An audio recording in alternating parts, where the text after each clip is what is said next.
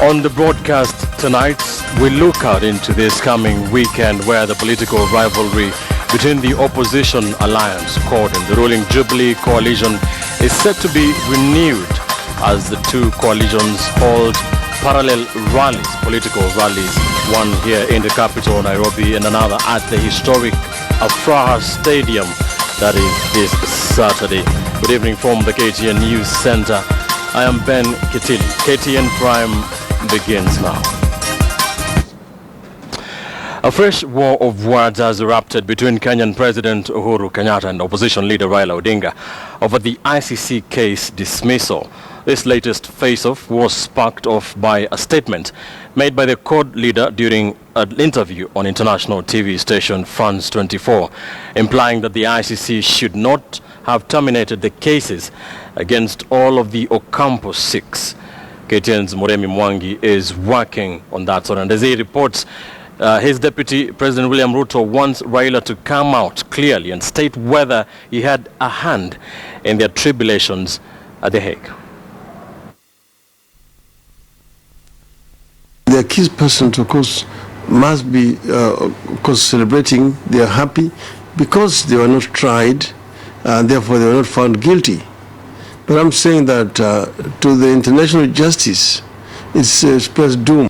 The statement by court leader Raila Odinga on a televised interview at France 24, alluding that the International Criminal Court was bullied and blackmailed into dropping crimes against humanity charges against the Ocampo 6, has sparked the latest fury in the ruling coalition, which now claims that the former Prime Minister may have had a hand in the prosecution of President Uhuru Kenyatta and his deputy William Ruto at The Hague. Wazungu wamefanya yao, wamejaribu miaka 6 kutufunga, wameshindwa, wamesema hakuna kesi. Tosheka na haya. Tosheka na haya. I congratulated Ruto after the ruling was made. But of course I say that ICC had a choice. And unfortunately, those of us who are now going to Afraha Stadium, we are saying thank you to God while he is mourning. The ICC debate dominated the second day of President Kenyatta's tour of the central region, where the duo, flanked by a host of local leaders, visited Nyandarua County on what the head of state itinerary indicated was to be a day-long launch of several development projects in the county, barely a day after a similar visit of Kenyatta's Kiambu home turf. Many analysts argue that the central tour is part of a frantic effort by the Jubilee Brigade to consolidate their grassroots support ahead of the formal merger of the TNA and URP wings of the ruling coalition. Wale wako hawana agenda, ndio mnaona wanaenda kupiga filimbi bunge, kwa sababu hawana agenda, hawana mpango, ati wanapiga filimbi. Na mara ya mwisho niliwaona kwa kamera ati wamebeba fimbo ya mimi nimewahi kusimama hii kiti, nimeshindwa na nikakaa nikatulia, nikasema wala Mwenyezi Mungu, basi sio nafasi yangu wakati hii, na nikakubali kushindwa. Sasa ninaongoza na nitaongoza mpaka wananchi waseme basi wewe tulia. Wataona kivumbi. Na tuliwaambia haitakuwa 50+1 2017 wasipochunga. But with the president and his deputy now technically free from the ICC, the head of state said the Jubilee government will now resettle all the remaining internally displaced persons of the 2007 post-poll chaos, including those still being hosted by their relatives. Wale ambao wamebaki sasa ni wale ambao mumetaja, ambao hawakwenda kwa mahema, walienda kwa jirani, walienda kwa familia, wakakuwa integrated. Tuko na hiyo mpango. The Jubilee Brigade holds a Thanksgiving service at Afraha Stadium in Nakuru on Saturday, a gathering which many analysts argue could be the official launch of the 2017. It appears there will be a lot more for the ruling coalition and the opposition coalition to quarrel about this week, as the opposition have announced they will hold a parallel rally this Saturday. The rally by court, to be held here in Nairobi, is meant to commiserate with the victims of the Kenyan post-election violence, even as Jubilee's Nakuru rally ostensibly thanks God for the dismissal of the ICC cases against Deputy President William Ruto and Joshua Sang. The rally will mark the start of our push for two issues that we believe are critical to the future stability of Kenya. We need justice for the victims of the 2007-2008 election violence. We also need thorough reforms to our electoral infrastructure. That is the only way to end the cycle of violence that comes with every election.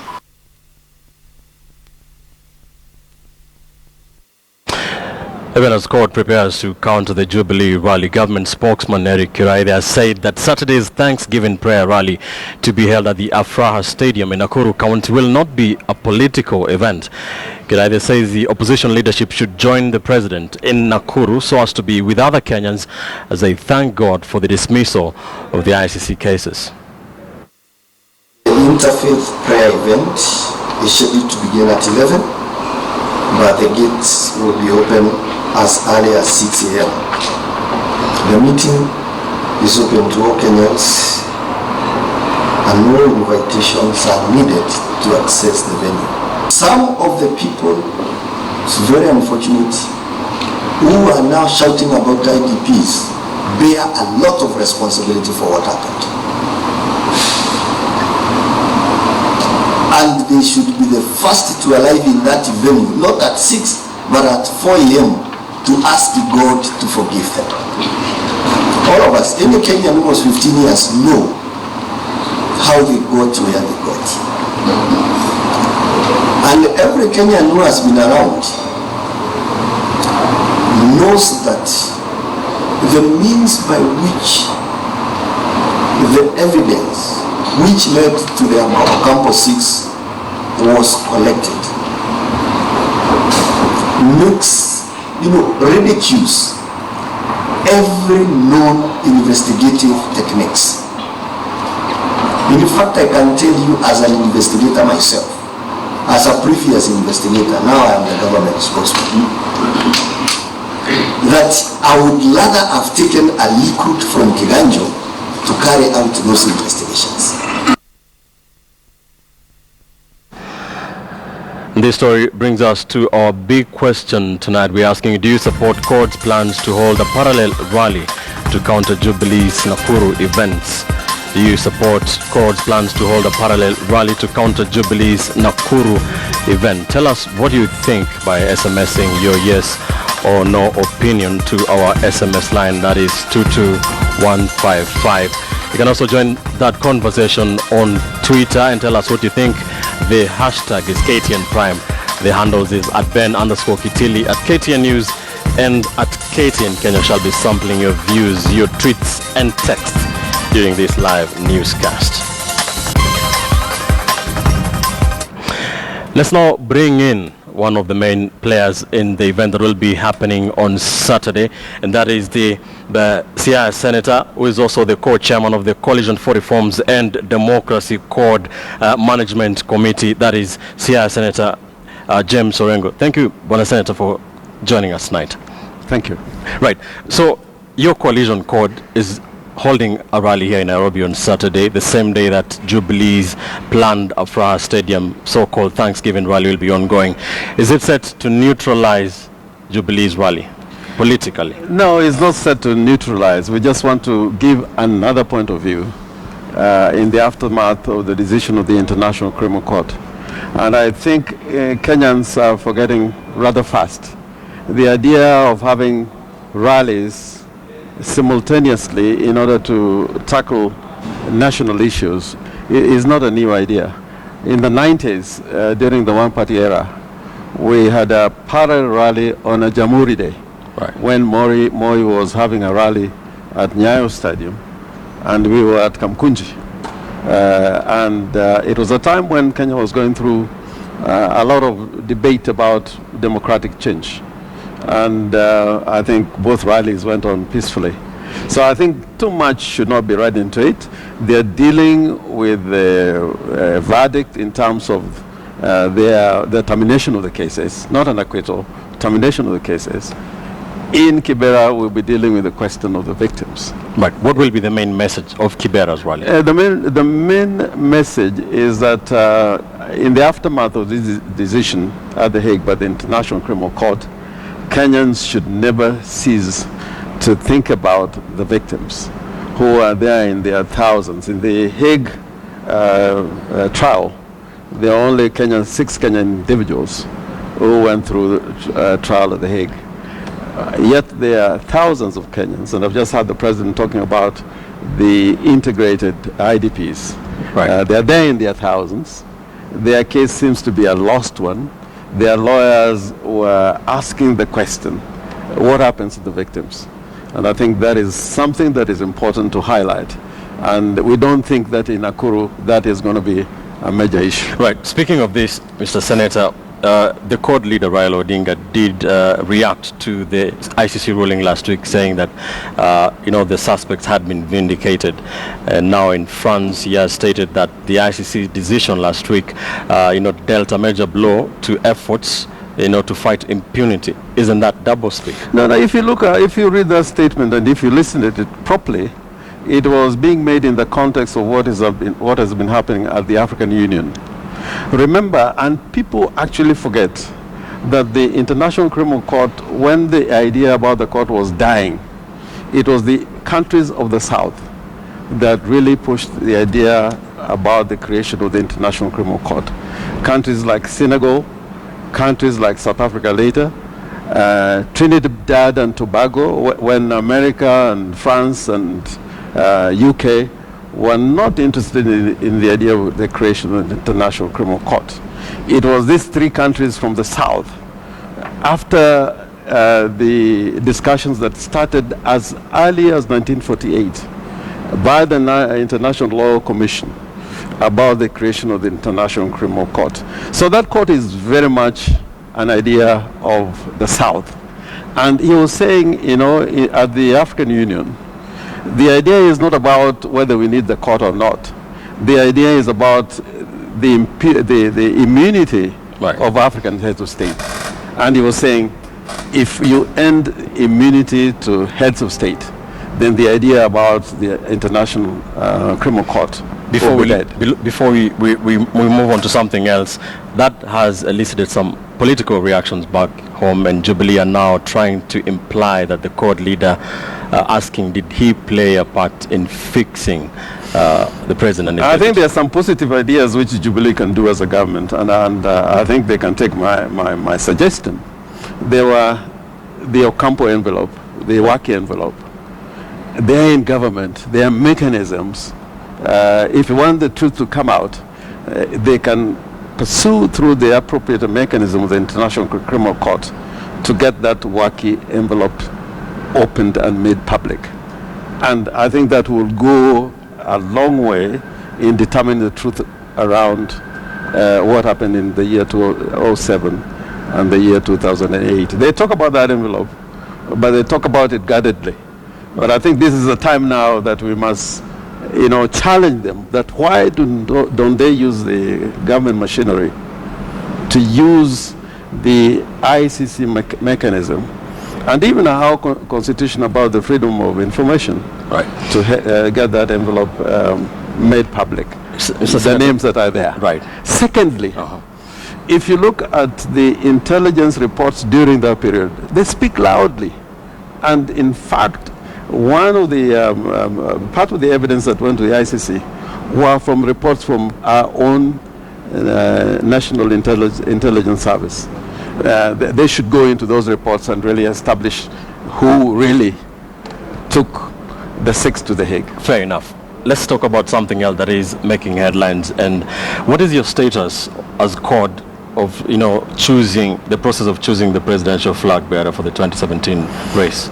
Well, there's been some debate about that, but we're saying that is not a major issue. Who is going to be president? He'll be a Kenyan. But we're saying there are fundamental ideas that must be a matter of debate under electoral reform. And this is contained in the Okoa Kenya draft bill.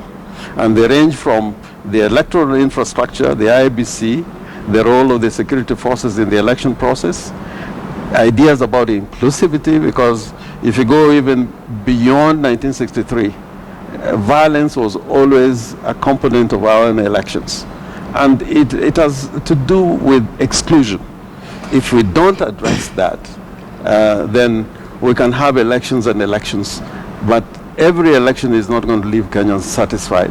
So we need to do with the electoral process and the inclusivity.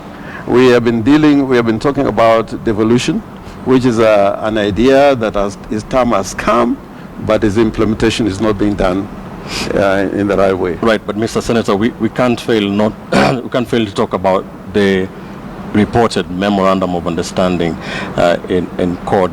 You and the co-chair of Wiper, Machako Senator Johnson Muthama, did announce the other day that that particular MOU was between Raila Odinga and Kalonzo Musyoka, and Eseli Simiyu, the co-convener from Ford Kenya, was conspicuously missing.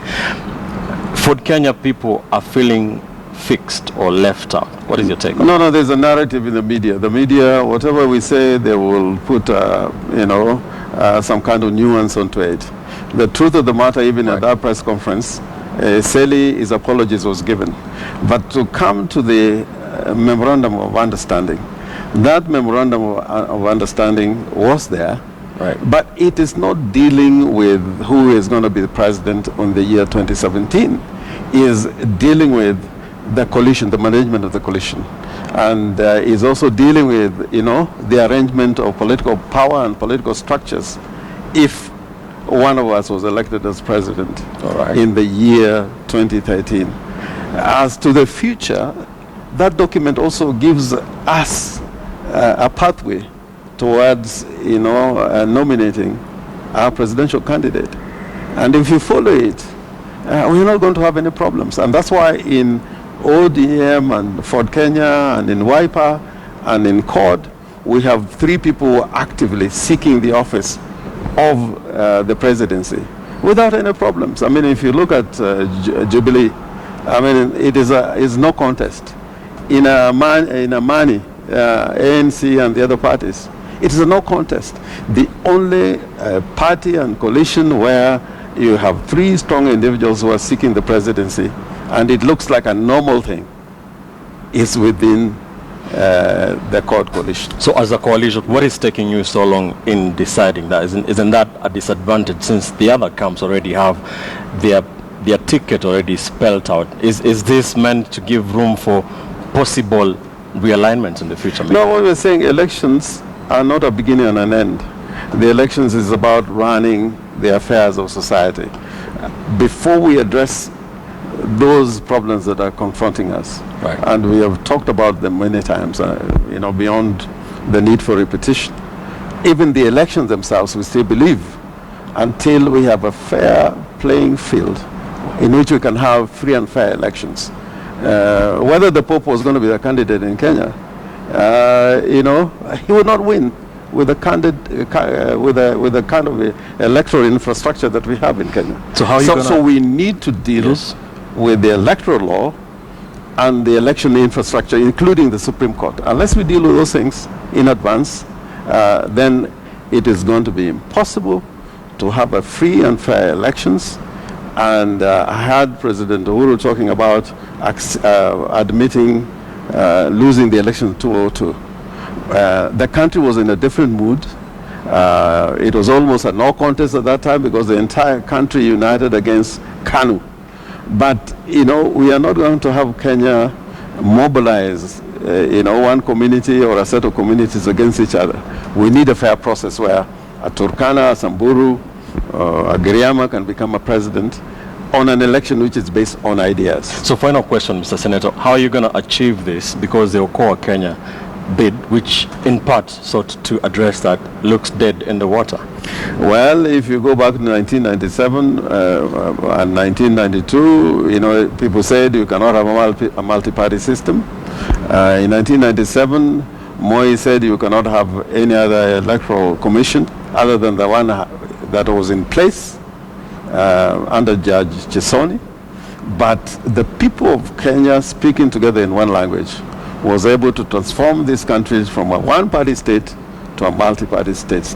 In 1997, we were able to have reforms which led to Kibaki's victory in the year 2002. So whether or not, the games IBC is playing is going to help Jubilee or not, that is not the question. The question is, are the people ready to fight for these changes? And we believe, through the people of Kenya, and the Constitution says the people of Kenya are sovereign, we are going to be able to achieve those changes. Right. And it need not go through Parliament, by the way.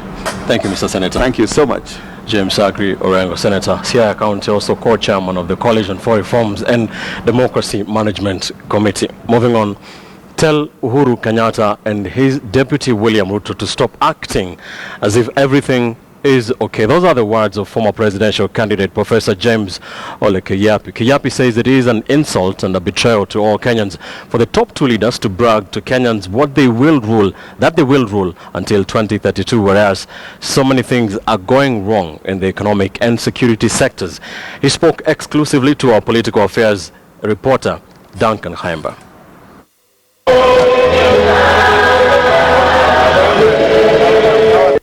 In 2012 April, Professor James Legileshu Ole Kiyapi made history when he quit his public service job to run for the presidency in Kenya. Though his political dream did not come true on 4th March 2013 when Kenyans went to the ballot. I expected that Kenyans were going to do some introspection. They are going to really do some serious reflections and saying, okay, now we have this new beginning. These are the leaders that are presenting themselves. Let's do something different. Unfortunately, Kenyans did exactly what they have been doing since 1963. They allowed again the tribal factor, which perpetually is hurting this country, to decide and to inform the decision of 2013.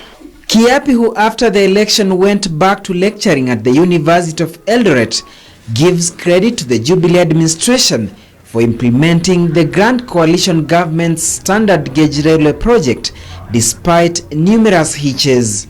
We can definitely say that there has been an improvement in security. Corruption has been a disaster, and it remains a major challenge to this government. In his opinion, unemployment and national cohesion remain a major threat to Kenya as a nation. To finish that, just make everybody feel like they are in. Is that too hard to do?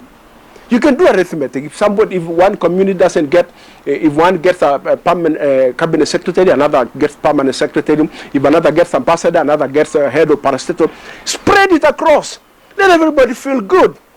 It doesn't matter who voted you. When you're president, you become the president of Kenya. And so they can't come in and then they start, doing skewed appointments, favoring a very small clique of people. And then they want everybody to clap and say, hallelujah, we are doing well. And then now they keep talking about this JAP party, we want to unite everybody. How do you unite everybody? People are angry. According to the professor, all stakeholders, both within and outside government, should collectively champion for patriotism if the sense and pride of national unity is to be achieved. They are more concerned about their image than about the work that we have given them. You hear them talking, and they're talking about how they want to be in power until 2032, rather than telling us where Kenya will be in 2030. I mean that's very interesting. That's not how we want it to be. We want leaders to worry about, we have given them, the Kenyans have given them a mandate for 5 years. They needed to work hard, or at least show that they have done their best for the 5 years. And then now after that they say, Kenyans, this is what we have done. We are asking for you to continue entrusting us with this responsibility. But you cannot be here and before you finish what you're supposed to do, you're already plotting about what you will do 2017, what you will do 2022, what you will do. I mean, you can even rule the country for 100 years if you want. But if that 100 years is just about yourself, it's a waste of time. The country will continue going round. So will he be throwing his hat in the ring again come August 2017? You know that I'm not normally a man who hints things. When I want to say them, I just say them. I'm not saying them now because I'm consulting. I'm doing very serious consultation, and I'm putting all the options on the table because, as I told you, I'm more concerned about the outcome of 2017 than whether or not I'm in the race. Some Kenyans we spoke to have divergent opinions. Kama ataweza kusimama, asimame maybe in the future, but not now. KRP at least, Narok governor, I think they can consider. I'm not going to run for governor of Narok or any governor for that matter. Political analysts suggest that the professor needs to entrench himself first in Kenyan politics before swinging back into action. Probability as we sit today, the sad reality is, number one, for you to become a president, you must have a tribal chief. When you go to the table, you can say, I bring this number of votes to the table, and then you have the financial resources. KRP says he will make his decision by August this year, exactly a year to the 2017 general election. Duncan Hemba, KTN News. The Intergovernmental Technical Relations Committee says it is facing numerous administrative and operational challenges that would negatively affect the smooth implementation of devolution. Led by Chairperson Professor Karega Mutahi, the committee has petitioned Parliament and the Office of the Attorney General to quickly issue a legal interpretation on whether the committee is entitled to the assets of the defunct Transition Authority.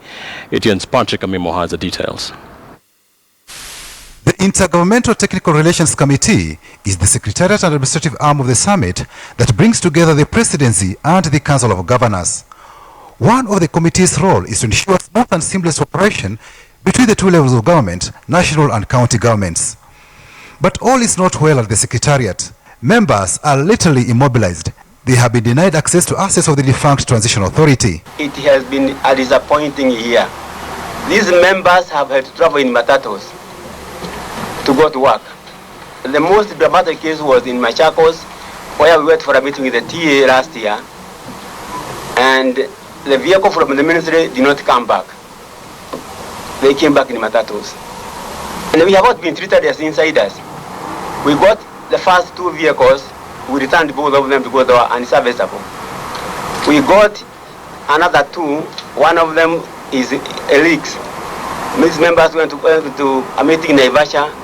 Those who sat in the back came back wet. Only the chairman is entitled to a personal vehicle. The other members receive a commuter allowance. Until this is changed, there is no legal and administrative basis for assigning members personal vehicles. And that is not all. So far for the whole of last year, these members are using their personal computers. We have not been able to acquire computers for our members. We have not been able to, for example, for now where we are sitting, we have no internet. Even writing email is a problem. The Cabinet Secretary says the assets and liabilities of the defunct Transition Authority cannot be transferred to the Intergovernmental Committee until the law is changed. You are the only people who can give us proper interpretation. Parliament and the Attorney General. And Mr. Chairman, I submit, once the interpretation is given, we go by it.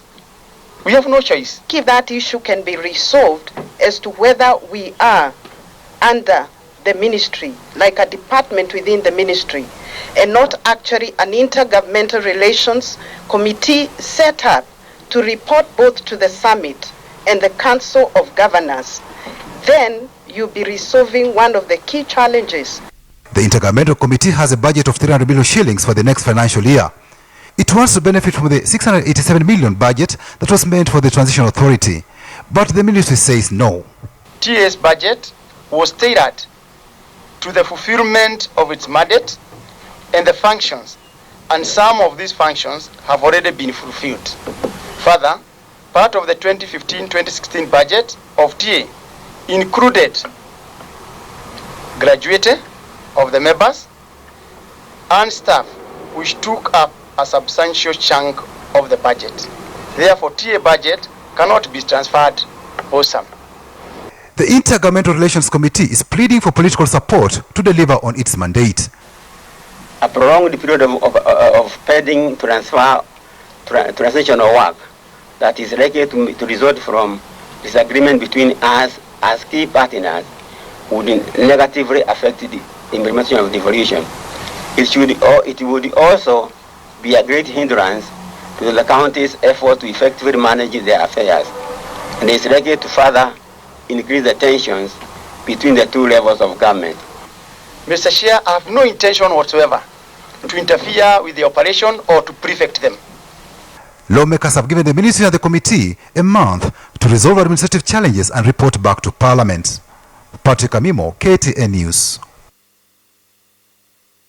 Thank you for keeping it KTN Time for Business. Petrol consumers will, for the next 30 days, enjoy cheaper pump prices in the newly released prices by the Energy Regulatory Commission. Super petrol prices have dropped by 4 shillings and 87 cents a litre and will retail at an average of 80 shillings and 71 cents, down from 85 shillings and 28 cents. Diesel consumers will, however, pay 53 cents more for a litre at 66 shillings and 71 cents, up from 65 shillings and 70 cents. At 1 shilling and 81 cents upwards, kerosene has experienced the sharpest rise this month and will buy at 43 shillings and 96 cents, up from the last month's 42 shillings and 15 cents. The adjustment in prices is attributed to a decrease in average landed costs for super petrol and increased landed costs for diesel and kerosene.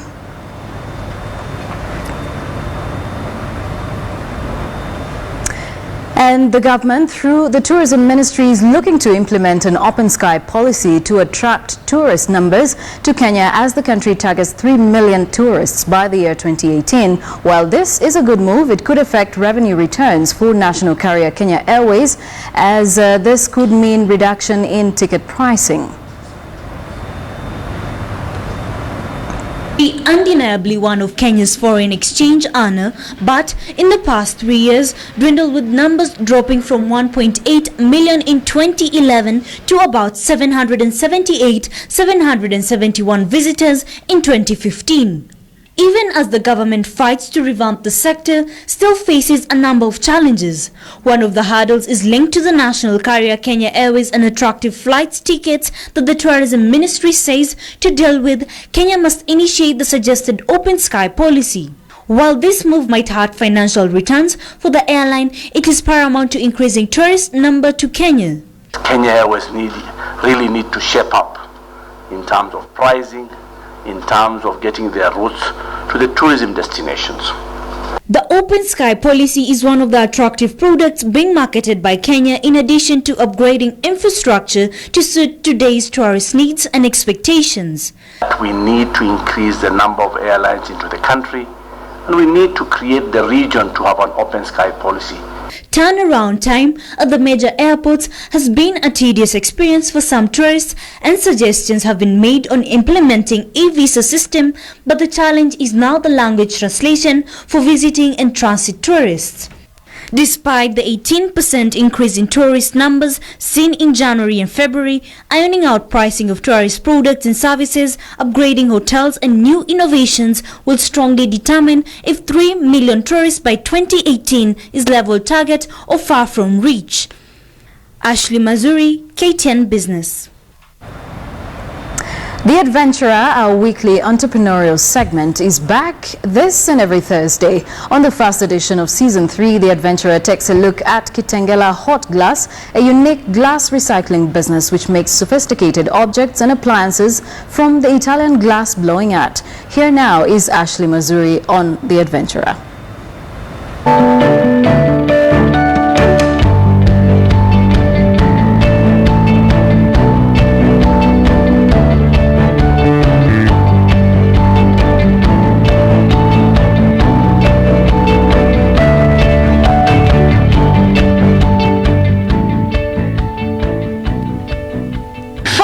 A broken glass belongs in the dump site. However, that shouldn't be the case. Glass is 100% recyclable and can be recycled endlessly without losing its purity or quality.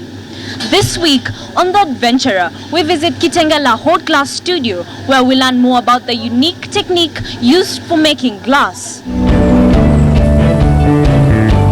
We are a glass blowing studio, but we have a lot of different disciplines that we do that involve basically melting glass and hand making objects out of it. We started out of a need to basically create. So I come from an artistic family, and my mum was doing stained glass and needed flat glass for her work. So I went on a course to learn how to manipulate molten glass, and learned that there was a lot more that one can do with it.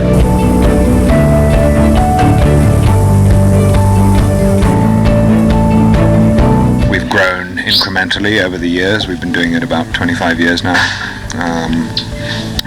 and have dabbled in very many different related glass disciplines. So from bead making to large-scale murals, one-off sculptures, and everything in between, including the more kind of basic tableware that you see in my shops.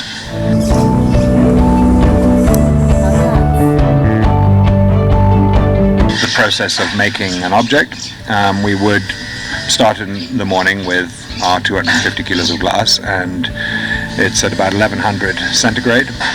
So we gather some glass out like picking up honey on a spoon, and on the end of a blowpipe, and then blow and manipulate and shape and form into any of the very many objects that we do. If you're making a single tumbler, that can be 2 or 3 minutes. If you're making a very elaborate Italian style coloring cane piece, it can take up to 3 hours.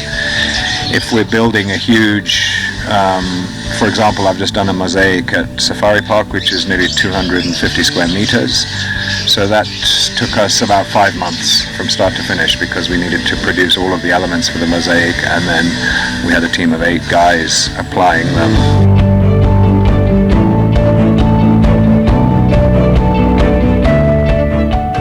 They say one man's waste is another's treasure, and for Ansem and his team, recycling, creativity and artistic mind and teamwork is what transformed his passion not only into a business but also a tourist attraction site.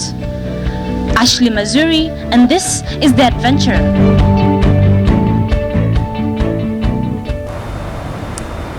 Thanks, Ashley. And remember, you can catch The Adventurer this and every Thursday on KTN Business. Tea farmers are a happy lot tonight after the International Finance Corporation signed a partnership worth 420 million shillings set to improve yields and incomes. This and more in our business briefs. The International Finance Corporation will be pumping in $4.2 million towards soil and leaf testing. With the majority of tea farmers facing the challenge of dwindling output volumes, the partnership will fund research of appropriate fertilizer blends to help farmers maximize their tea yields. Farmers will also receive training on financial management to effectively manage their farms and their incomes. The significant impact of remittances to Kenya's economy is fast tilting the investment landscape, pushing banks to be innovative to capture the diaspora market. The latest to seize the emerging opportunities is Cooperative Bank of Kenya. Our services, they're able to handle all the range of services, right from basic money transmission services all the way to investment offerings. On average, remittances worth over 163 billion shillings were sent back home by Kenyans working abroad last year, a testament of the need to develop financial instruments to spur investments. Excellent. And finally, the hospitality sector got a new entrant after foreign-based conglomerate Swiss International Hotels and Resorts and Mount Kenya Holiday Homes Limited signed a joint venture to develop a 7 billion shilling 5-star resort. Kenya's hospitality sector has attracted global brands and is now second to South Africa among top destinations for meetings and conferences in Africa.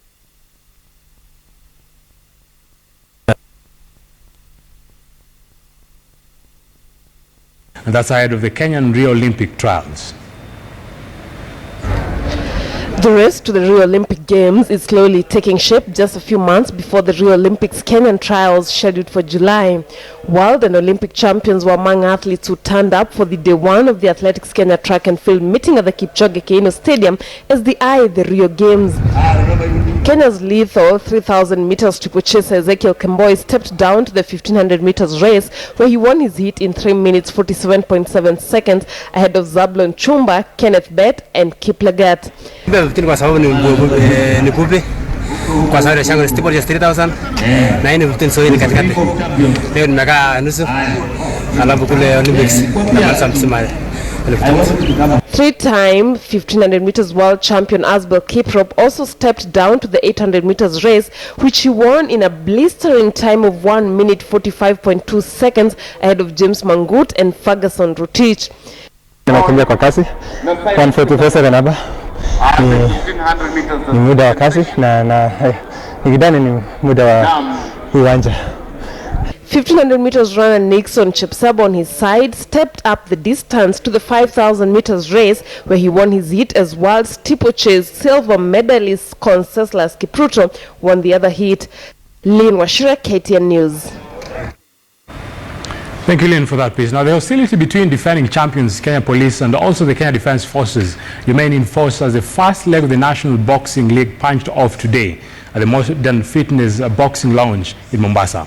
Kenya Police squad, better known as Chafua, won the first bout when Maurice Ocheng outboxed John Gitau of KDF on split points in the flyweight bout. In bantamweight, KDF averaged their first defeat when Isaac Major defeated Martin Oduor on his split points.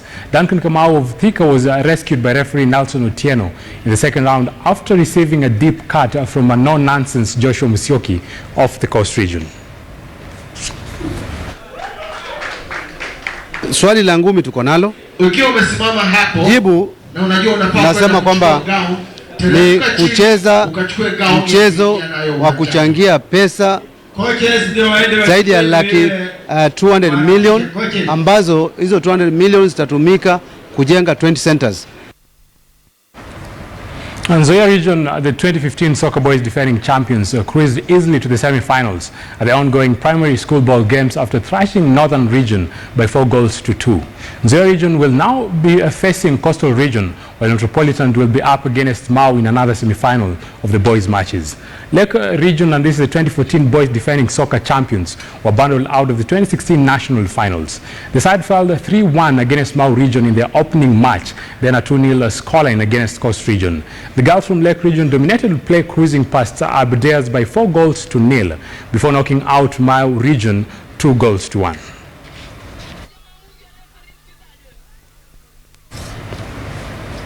At Toronto Secondary Games, Kisumu Boys and Maseno School are among the teams that have been eliminated from the National Secondary School Games after failing to make it past the group stages. 2013 champions Chinyolo Girls made it to the semi-finals in the hockey after edging past Tigoi with a 2-0 victory. While Matters Rugby, Uphill will square it out against Bungoma High School rather, and Robinson Okenye has more details on that. Brookside Kenya Secondary School Sports Association highlights in association with Brookside Dairies. Brookside, nurturing sporting talent and academics.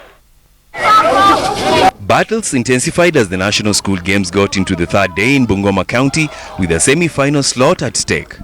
In basketball, KTN continued with the impressive run after edging past St. Bridget's with a 49-36 win. KTN will meet Loreto in the semi-finals as Barchando battles Buruburu. Pali tumetoka ni mbali.